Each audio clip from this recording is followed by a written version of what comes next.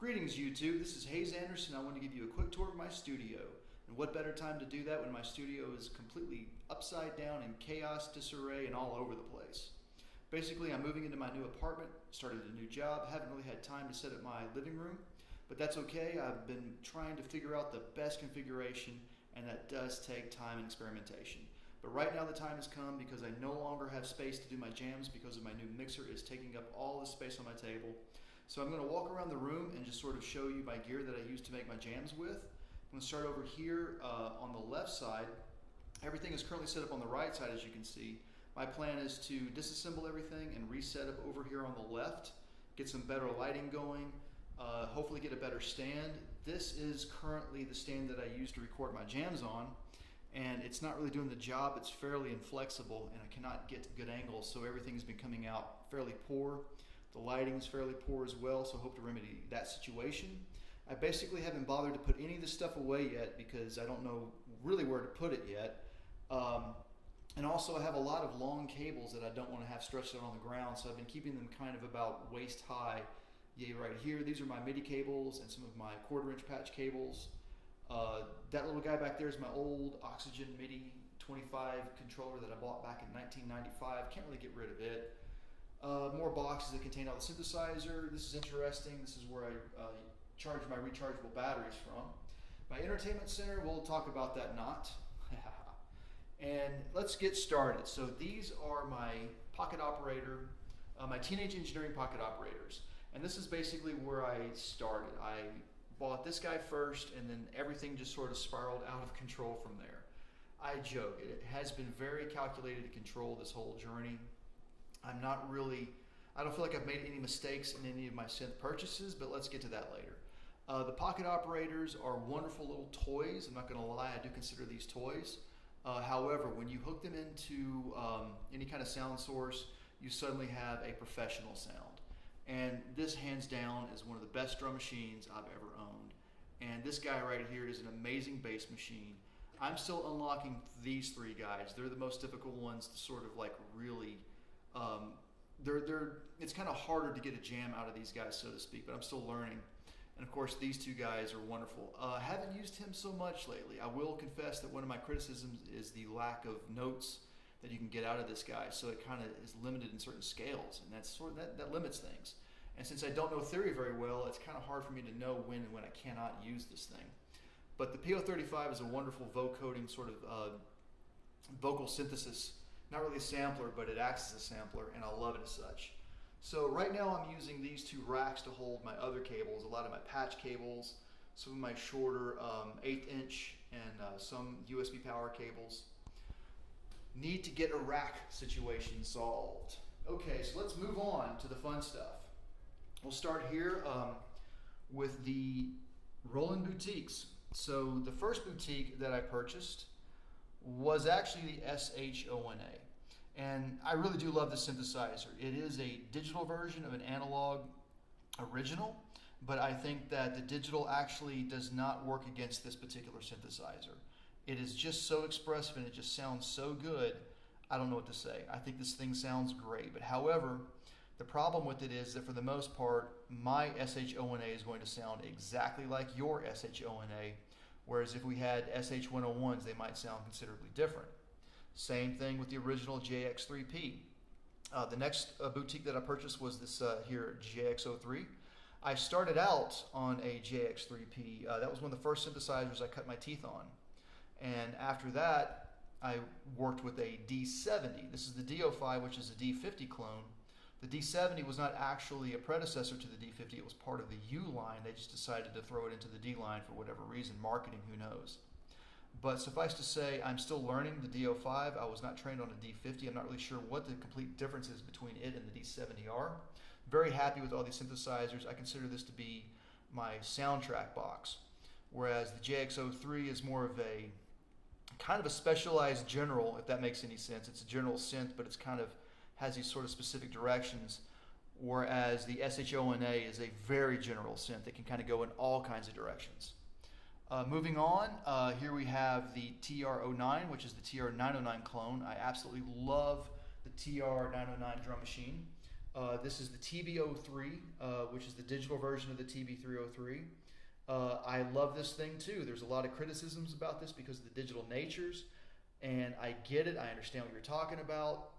I love them anyways because I have analog versions too.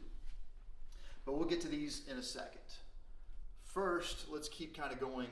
I jumped a little bit with the boutiques. Actually, I got some pocket operators, and I went on to some Volcas, and I started getting some boutiques, and just kept working up from there. My first Volcas were the Volca Kick and the Volca FM, and then I went on and I purchased the Volca keys. Funny story about this: when I got it out of the music store, I pulled it out of the box and I turned it on to test it out before I left the parking lot, and I couldn't get any sounds out of it. It was completely choked out. The filters were choked out. So I thought the unit was broken. I took it back inside and asked, how do I load presets onto this thing?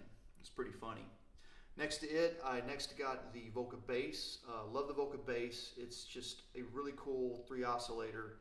The sequencer is really cool. Of course, the sequencer on the keys is really unique because you can, it almost has like no quantize. So you can take the tempo way down and get like all kinds of all kinds of bars out of it. I haven't really played with that too much, but that's another story. Then I got the Volca sample. This basically is my drum machine emulator. And I did get this thinking I would not need any of the drum machines that I'm about to show you or have shown you, but I love drum machines. I got the Volca Beats basically because I want to mod this thing someday. It is a really cool drum machine, but it doesn't have individual outs, and it can be very hard to mix all the analog parts within it. Whereas if it had individual outs, it'd be a lot more useful. But that's really, whatever about the snare drum, it needs individual outs, and it would be nice to have MIDI out too. This is the one Volca that I think needs MIDI out. Okay, moving on. This is the Bassel Castle 1.5. This is a wonderful little beast for just making all kinds of crazy sounds and like exploring space. Same thing with the Korg Monotrons. They're great space machines. They're toys, but they're wonderful filter boxes. So I can use these with the Korg Volcas, with the pocket operators. I can take the PO12 drum machine and hook it into something like the Monotron delay and get this wonderful gritty analog delay going on the whole thing. And it sounds so good in lo-fi. This is the Korg MPK2, the Mini Chaos Pad 2, and it's an effects unit. This basically is something I use at the end of my mix to do all kinds of like filter sweeps across the whole mix, do other things like, like beat grain, I think is one of the effects, where it's basically like a lot of glitch effects. So this is really cool for like stuttering and getting like a lot of different variation out of things that would otherwise be monotonous. This is a special little unit right here. This is the MIDI box. Excuse me. I can't read right now. This is the MIDI engine. And basically what it does is it provides 16 channels of general MIDI to any sequencer. And it's really cool because it also provides power via USB. So I have a BeatStep Pro, and I could take that, for example, and this guy and a pair of headphones, and that's all I need to actually like start recording some music. Because it basically not only provides the sound for the sequencer or the MIDI controller, it also provides the power for it as well. Really, really, really handy little device to have for only $60. Moving down to the bottom shelf, this is my Waldorf Strike FET. I love the synthesizer. It's one of my favorite. I love the classic ensemble effect and those string sounds from the 70s. I've always loved those sounds. So it's really exciting for me to be able to recreate those sounds. My only regret in the synthesizer is that I paid list price for it, which was about $380, and I've seen people on Reverb selling it for as low as $200. So I could have purchased 2 of them is what I'm trying to say. The only way that I can sort of like feel better about knowing that I paid a lot more money than I needed to for this thing is to keep making a jam out of it. So anytime I see somebody on Reverb, that's right, anytime I see you selling your Strike FET on Reverb for a very, very low price, we'll say under $250, you can guarantee that I'm going to have a jam up on my channel using the Strike FET. If you see one of these going on Reverb, you can guarantee Haze Anderson's doing a jam probably while you're looking at the listing. This is the Twisted Electrons AY3 chiptune synthesizer. It has 2 8912 chips in it. It's a very oddball synthesizer because the left and the right are 2 different chipsets. 3 oscillators on the left, 3 completely different oscillators on the right. And it's up to you to control the whole thing through this matrix and these knobs. And in the process, what you end up getting out of it, if you figure out how to work the thing, are amazing arcade sounds from like from the late 70s, coin-op type kind of stuff. Defender, oh man. One of these days I'm going to get this thing to make all the classic Defender coin-op sounds. Over here are some guitar pedals that I use. This is the DS1, it's an analog distortion pedal. This is the Mel 9, it's a digital Mellotron emulator. This is the Behringer VP1 analog phaser. These guys were kind of cheap, this was expensive, but this thing is so cool because I can take something like this Monotron and get a clear signal into it and have it sounding just like a Mellotron. So it's wonderful anytime I want to get like a rustic atmosphere into my jams. On the back row back here, this is a nice cable tester. I highly recommend that you get a cable tester for your studio. It's really good to be able to knock out anything, like to basically triage any issues that you might be having with your studio and your current setup. A lot of times the cables get in the way, and it's really nice to know that it's either the cable or it isn't the cable, and this is a great way to see if there's any shorts or anything going on that's not supposed to be going on. Behind it are my two Nady mixers that are sort of semi-retired right now.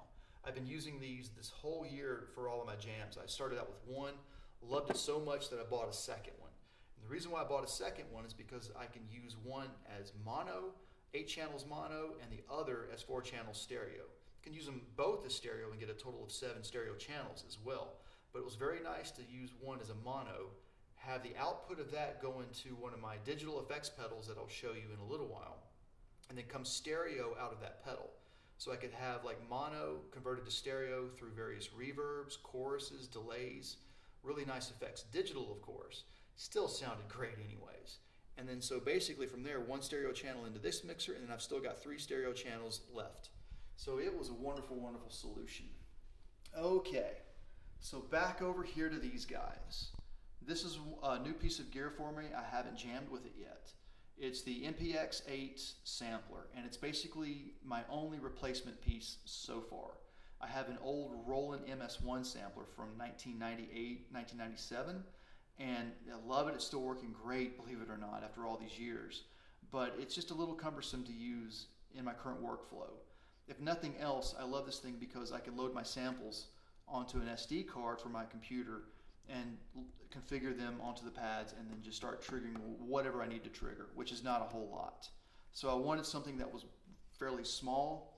Again, like the PO33 was just not going to solve the problem for me. This thing, it's not one of the greatest samplers. It's got a lot of criticism going out about it. I'm probably not even going to use MIDI for this thing. I'm just going to manually trigger it on my own. So I'm pretty excited about this guy. These are the Cyclone Analogic silver boxes. So here we have the TT606 bass bot. It is the Roland TB303 clone. I'm sorry, I can't read right now. TT303 bass bot. This is the TT606 drum drone, and this is the TT78 beat bot. This is a TB303 clone, a TR606 drum machine clone, and the CR78 drum machine clone. They're all analog. I'm very excited to have 2 drum machines that are analog with individual outs. It's very important to me to be able to have some bass drums and snare drums and a clap and some hi-hats, be able to get those to individual tracks and have tailored EQ and effects put on them. It's a really nice feature to be able to have. Down below here are my Korg Electribes. This is the EA1 Mark II, and this is the ER1 Mark II. This is a virtual analog modeling synthesizer. It has 2 parts. It's very trancey. I can get like a lot of really cool trance type kind of grooves out of this thing. And this drum machine is quickly becoming one of my favorite drum machines.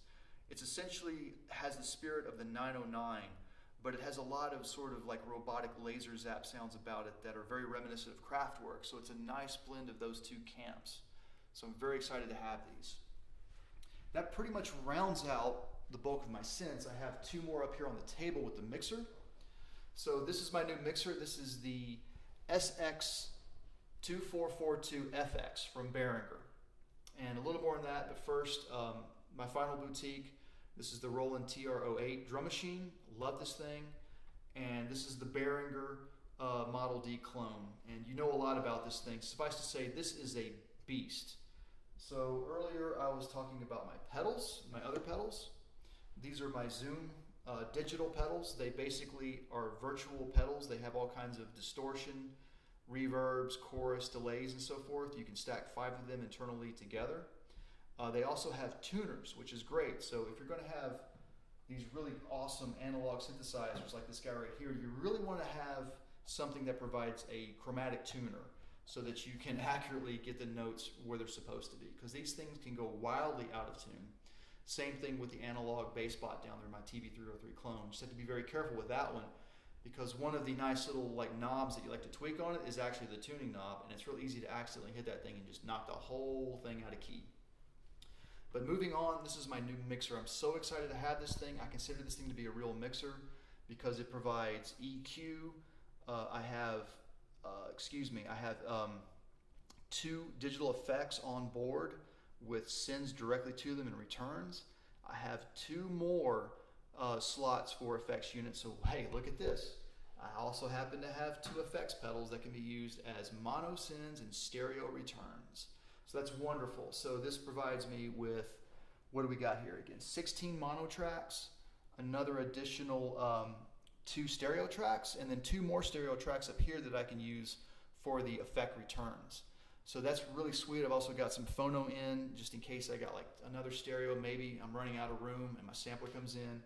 But the truth of the matter is that even if I hook up all of my synthesizers right now and I have enough audio channels, which I don't, I definitely do not have enough MIDI channels to handle them all. This is my RetroKits RK004 MIDI hub. I love this thing. It is so sweet. It's basically configurable. It just auto detects if the MIDI cable is in or out, so you can do things like have 1 in, 6 out, 2 in, 5 out, etc. This is my UCA A to D converter that comes out of my mixer. I take this into my computer, use Audacity to record everything. I also recommend in your studio you have some kind of a field recorder. This is nice for gathering samples, like field recordings and so forth. And I can also, if I needed to, and I've done this in the past, actually use this to record my mix out of. So that's very handy to have as well. Wrapping things up for the most part, one of the things that you may have noticed is that I do not have any key beds. Instead, I use MIDI controllers. So I have things like my Isla chord bot. I am not a music theory kind of guy. I really don't know my chords at all. So this thing allows me to sort of fake my chords and maybe in the process actually even learn this music theory kind of thing. I'm terrible with the chords, but what I am pretty darn good at is rhythm theory, but that's another story. I also have the Arturia BeatStep Pro as well as the KeyStep. The KeyStep is a great MIDI controller. I think that it actually is very, very, very, very durable. The keys feel very, very sturdy. A lot of people don't like the small size or the fact that it's upside down. We're not Keith Emerson, but it actually, these keys feel really, really good. They really do. And it's a great little, it's a great little arpeggiator as well. The sequencer is kind of limited in the sense that you basically enter the notes and it's up to you to enter in the notes. And it's also limited in the sense that for the most part it's a 1-to-1. You use it to control 1 keyboard, but you can actually use it to control 2 keyboards, although it's not quite ideal. So, but for the most part, most of my synthesizers, they all have their onboard sequencers, so I can just use those. Before I go, I have to wrap up with the $50 drum machine, $50 electronic drum set that I picked up. I don't know what to say about this thing. It was such a deal. It's highly limited. It only transmits out on MIDI channel 10, and all of the pads hook into sort of like one kind of configuration. So what that means is that if one of them breaks, it's really going to be really hard, if not impossible, to replace it. But having said that, it was $50 and it provides me instant MIDI control to my drum machines. I hope to be using it a little bit more, but it's hard to play one-handed and then also come over here and then tweak the synthesizers with the other hand. I'm out of time. Thank you for joining me on my studio tour. I wish you all the best, and please stick around because there's going to be a lot more jams coming. Thanks, and bye-bye.